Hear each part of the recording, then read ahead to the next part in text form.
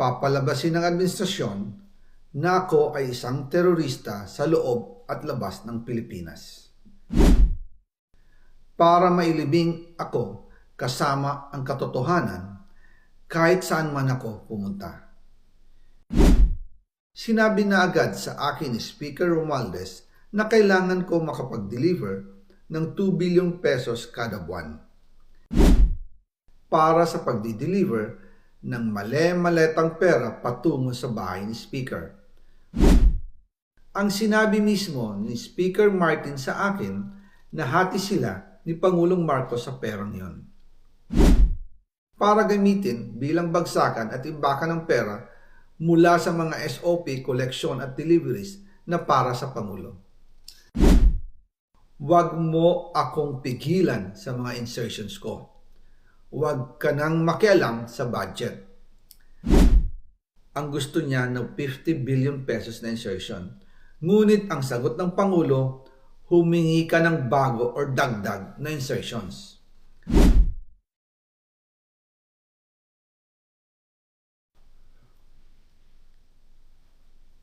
Magandang araw po sa inyong lahat. Bago ko ipagpatuloy ang aking paliwanag, nais ko munang magpasalamat sa inyo.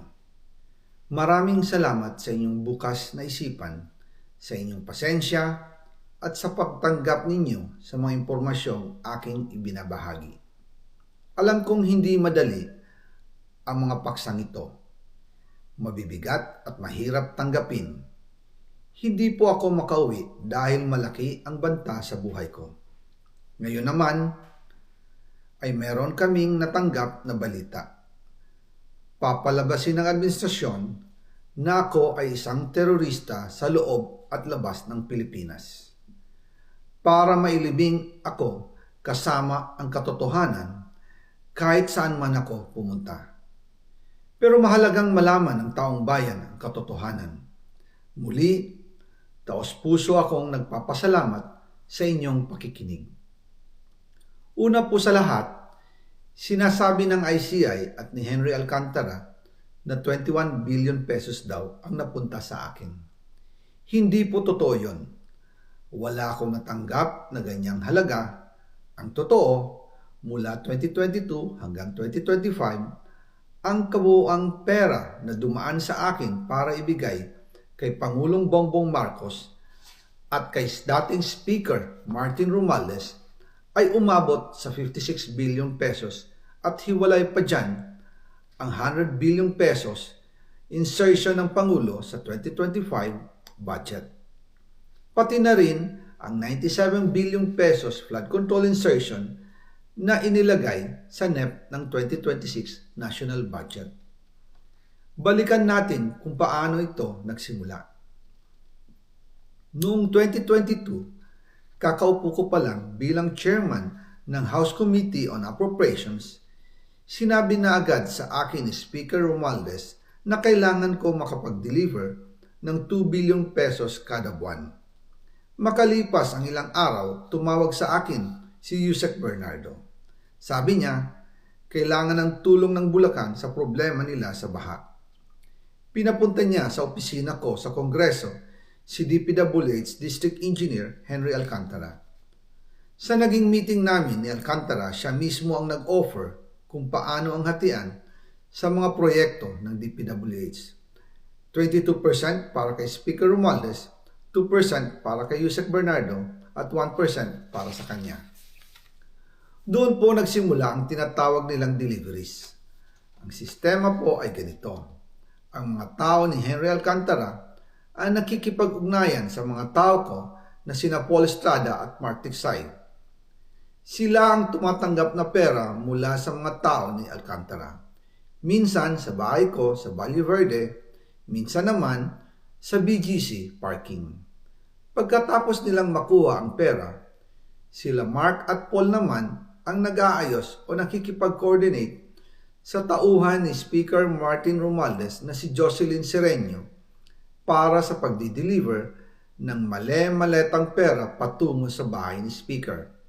Una, sa North Forbes Park sa McKinley Drive at nang lumipat siya sa number 14 Nara Street, South Forbes Park. Gusto ko pong linawin, hindi ako nakikialam sa mismong proseso ng paghahatid. Dumaan lang po sa akin ang pera na agad dinideliver kay Speaker Romualdez. Ako lang po ang nagko-confirm sa text kay Speaker kapag nadala na ang pera sa bahay niya. At lahat ng ito, mula sa unang utos noong 2022 hanggang sa huling delivery noong 2025. Umabot sa mahigit 55 billion pesos plus ang naihatid sa bahay ni dating Speaker Martin Romualdez. Madalas hindi nabubuo ang hinihinging 2 billion pesos bawat buwan ni Speaker, kaya iyan ang final total. Ang sinabi mismo ni Speaker Martin sa akin na hati sila ni Pangulong Marcos sa perang yon. Ang listahan ng mga deliveries na ito, kung kailan, magkano, at saan dinala, ilalabas ko po kasabay ng video na ito. Noong November 2024, habang nasa proseso kami ng pagtatalakay ng budget, nakipag-meeting sa amin ni Speaker Martin si Yusek Jojo Cadiz. Sabi niya, masama raw ang loob ni Pangulong Marcos, wala raw siyang natatanggap na remittance. At dahil laging napapagalitan si Speaker Martin ng Pangulo mula Setyembre hanggang November, inutusan niya ako na mag-deliver ng 1 billion pesos para kay BBM. Ayon pa kay Yusek Jojo, nang ipaalam niya ito sa Pangulo, ang utos sa kanya ng Pangulo ay mag-ingat at siguraduhin si Yusek Jojo lang ang maghahatid. Ang instruction po sa akin ni dating Speaker Martin Romualdez ay dalhin sa number 30 Tamarind Street, South Forbes Park at ibigay kay Yusek Jojo Cadiz dahil ito raw ang drop-off point na malapit sa bahay ng Pangulo. Sinabi rin po sa akin ni Speaker Martin Romualdez na si PBBM ang nag-utos sa kanya na bilhin ang bahay sa number 30 Tamarind Street para gamitin bilang bagsakan at imbakan ng pera mula sa mga SOP, collection at deliveries na para sa Pangulo. Noong December 2, 2024, personal kong i-deliver ang 200 million kay Yusek Jojo Cadiz sa number 30 Tamarind Street, South Forbes Park.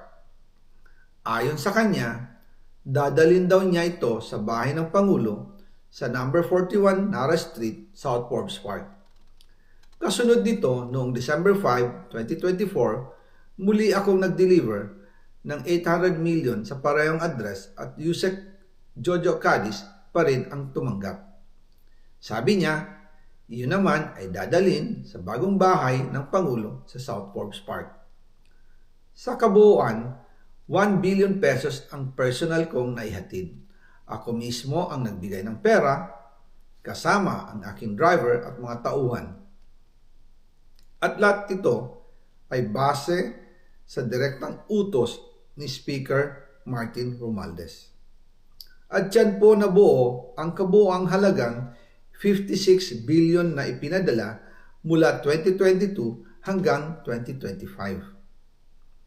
Pero kahit na na-deliver na ang 1 billion pesos para kay Pangulong Marcos at kahit na naisama na rin sa 2025 budget ang 100 billion pesos insertion sa pamamagitan ng BICAM Committee, ayon mismo sa utos ng Pangulo, nagagalit pa rin daw si BBM.